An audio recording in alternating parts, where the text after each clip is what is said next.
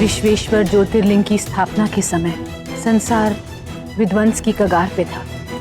तब महादेव ने अपने त्रिशूल पर काशी को उठाकर पुनः संतुलन स्थापित करके संसार को प्रलय से तो बचा लिया, किंतु उस अवधि में हुई हलचल के कारण जो नकारात्मक शक्तियां इतने समय से शांत थी, वो भविष्य में पुनः जागृत हो सकती है।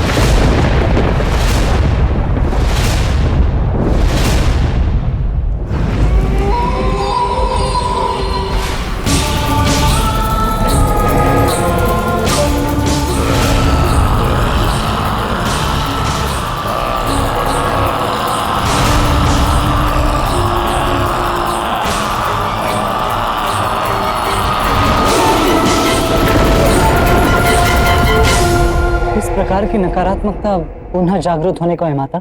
नकारात्मकता का कोई एक रूप नहीं होता पुत्र, किंतु हाँ, ये अवश्य है कि सहस्त्रों वर्षों से शांत ये शक्तियां जब जागृत होंगी तो इन्हें संसार में फैलने से कोई नहीं रोक सकता।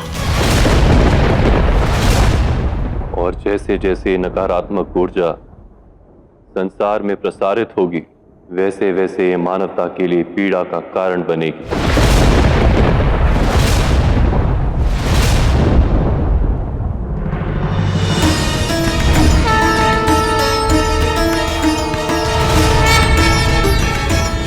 वो पुनः जागृत हो गया है।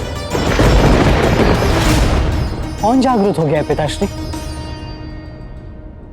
ज्वरासुर, ज्वर का दैत्य।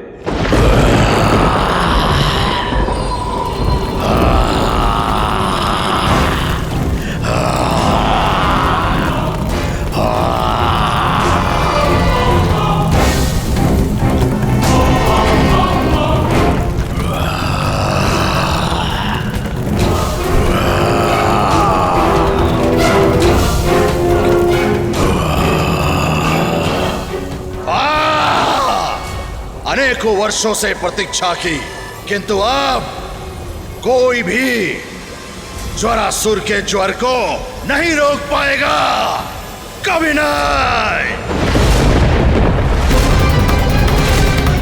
यही कारण है कि उसके जागृत होते ही संसार में ऊष्मा की मात्रा बढ़ गई। पहले वो दुर्बल था, सहस्त्र वर्षों से निष्क्रिय था, किंतु इस घटनाक्रम के घटित होते ही उसकी नकारात्मकता अपने चरम पर पहुंचकर उसे सशक्त कर रही थी। किंतु महादेव, मुझे ऐसा क्यों प्रतीत हो रहा है? जितना संकट हमें दिख रहा है, परिस्थिति उससे भी गंभीर है। जब जब संसार में नकारात्मकता के ज्वर का उत्थान होता है, तो उसका भार संसार के संचालक को वहन करना पड़ता है। संभव है ज्वरासुर से इस बार स्वयं नारायण भी प्रभावित हो।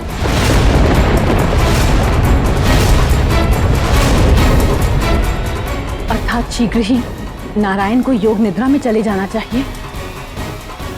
किंतु महादेव, योग निद्रा में जाने के भी दुष्परिणाम होंगे। नारायण, अभी के संकट का निवारण करना भविष्य में आने वाले संकट की चिंता करने से अधिक आवश्यक है। ठीक है महादेव।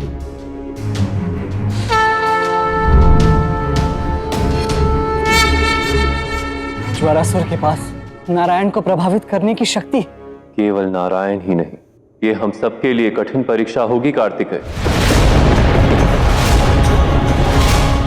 नारायण की जागरूकता का अंत ज्वरासुर के आतंक का आरंभ होगा।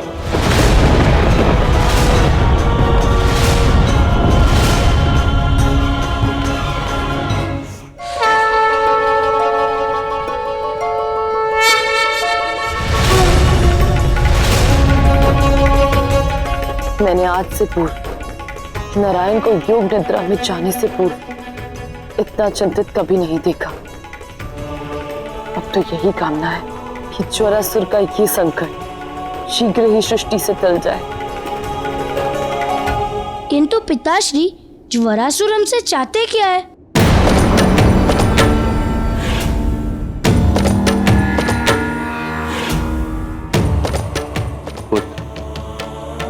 ज्वरासुर न केवल उग्रता और नकारात्मकता का पर्याय अपितु शारीरिक ऊर्जा अथवा आध्यात्मिक ऊर्जा का भी पर्याय है। और अब जब वो अपने चरम पर वो अपनी ऊर्जा से उन सभी को प्रभावित करेगा तो उससे प्रभावित हो सके।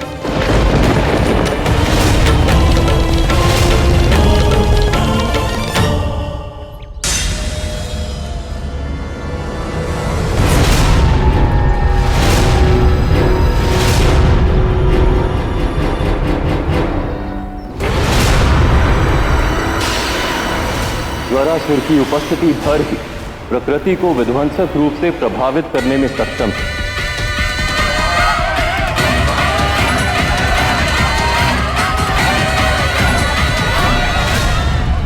अब ये दैत्य अपनी नकारात्मकता से अबोध बालकों को भी प्रभावित करेगा। हाँ गौरी, ज्वरासुर अपनी नकारात्मकता से संसार के सभी बालकों को दुर्बल कर देना चाहता है ताकि मानवता मूल रूप से ही समाप्त हो जाए।